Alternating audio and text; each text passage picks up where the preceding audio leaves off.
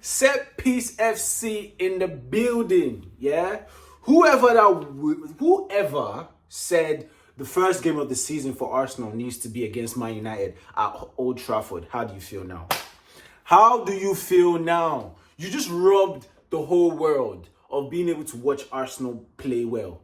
Like, this was such a stupid game to make the first game of the season. Like, did you do it for entertainment context? Or are you trying to sabotage us or sabotage Man United? I think you're just doing it for entertainment because because you know that the whole world is going to tune in to watch this game. So fair enough, it is what it is. The game is over. Arsenal won like I knew we would. I don't know why these guys really thought that they were going to do, but hey, see, I'll hold my hands up, yeah? United were a better team than I expected. I'm gonna be honest. The new signings, Mbeumo and Cunha, especially Cunha, yeah. Cunha seems like he's gonna essentially. I believe this United team against the smaller teams, I believe they're gonna do some good stuff. They are gonna do some good stuff. So fair enough. The game was so poor. The game, neither teams got going. Even our new players, like if you put new players versus new players, all the new players on the pitch, nobody saw Sesko. I don't even think Sesko touched the ball.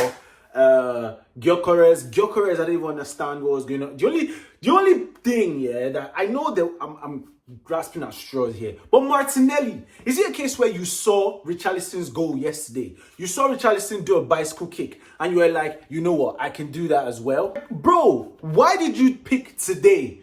Because watching that ball that Gyökeres put in for Martinelli, I promise you, this motherfucker did not have to turn around to try and do bicycle kick. I saw this bastard, Martinelli. This guy saw the ball coming. He could have gone back. He could have gone back a bit so he can gather enough time to even chest the ball into the net or control it. Why did he saw his name in lights, and that was such a golden opportunity. Martinelli just decided that, okay, Richarlison did his own, yes. Richarlison did it against Burnley. This is Man United, bro. There's too much on the line apart from 3 points. But anyway, like, the game was so dead. Our new signings, I didn't get to see Zubimendi. Like, they were just... Zubimendi was the game was tough. This was a tough game. This was a game that will let all the new signings understand that, yo, this is the Premier League, bro. And this is almost, when people say this, they make it seem like other leagues, Portuguese league, Spanish league, don't have tough games. But the point is, this is just the Premier League. I don't know. We like to believe that the Premier League's games are tougher than anyone else's. Anyway, there was no time for any of you to be on the ball. It was a case where it was just pace and power. Do you understand? Like, no time for precision. Where was our precision? Where was our accuracy? Halftime interview, Odegaard, they asked him what we need to do better. And he said it, we just need to improve our accuracy. The second half came in, and where was the accuracy, bro? Like, where was the accuracy? Like, this game was just a game where let's just get the 3 points and leave. Let's just get the 3 points and leave. And this is why, when people clown us, yeah, for Set Piece FC, this is why Mikel Arteta is such a man to be inspired by. Because the thing in life, for things to happen in life, there are things that you can control and there's things you can't control. Mikel Arteta is such a man that he believes, I just need to make sure every single thing that is within my control, I get it done. I don't want a case where if things don't happen according to how I wish it to happen, it will be because of something I didn't do. For example, if you've got an exam, yeah, there's a lot of things that are within your control and out of your control. The only thing that's within your control is that you make sure you prepare and you read every single thing you can read. This is what Mikel Arteta is doing. Yeah, he's making sure every single... So this is why when he now realizes that, yo, you are leaving a lot of goals on the table if you don't master set pieces. People are talking about Stoke City FC. This is the point of set pieces, bro. Games where, if not for that set piece, this game would have ended 0-0. And then what do you say? What do you say when you now lose 2 points? If you left that game ending 0-0, what would you have said?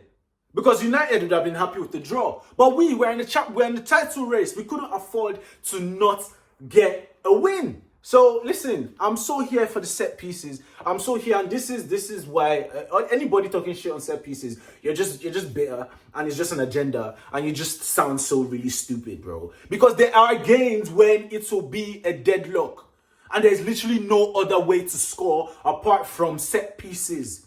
And people act as if set pieces are not a result of me attacking you and you defending my attack.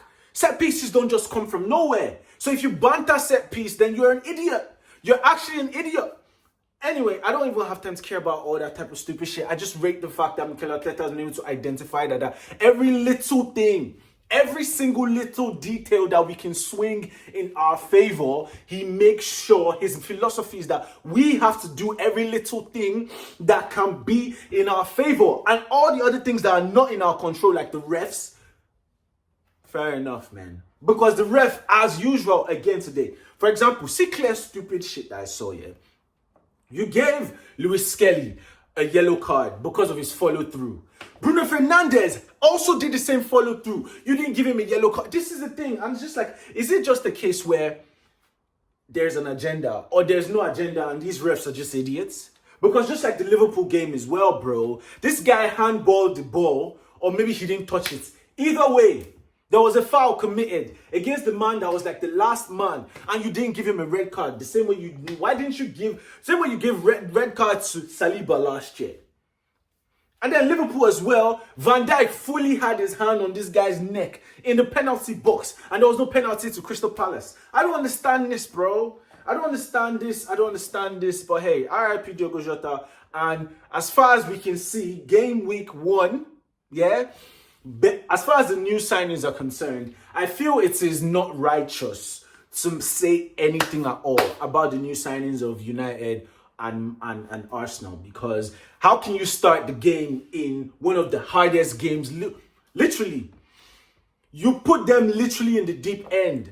And to be fair, as much as it was the deep end, the only people that had their head above water were Cunha and Mbeumo, man. Like, it was just very obvious. But hey, it's at Old Trafford, it's your home. So the onus was on you to come out. You can't shame us, an away team, for defending and getting a set piece goal and leaving your ends.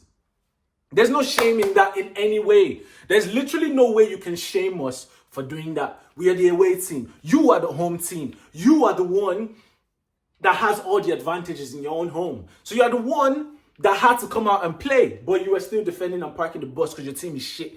But I'm not gonna lie, their team, will I say they were better than us? Because how can you be better than us if you couldn't score us, bro? Because in the end, when our this is I feel like I'm going to have to keep doing this every single episode throughout the season. So what are we going to be calling it?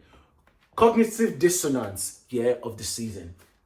Remember when Mikel Arteta came out and said, we were the best team in the Champions League. But then people said, oh, you were the best team, then why did you lose to PSG? All right? So, by that logic, it shouldn't be a thing to say United were better than us in this game if they still lost. Do you see how when it comes to Arsenal, logic flies out the window? Because logically, we all saw that United deserved to win. We all saw that United were essentially a better team than us today. But by you guys' stupid logic, as long as you lose, there's nothing like better team. So which one is it?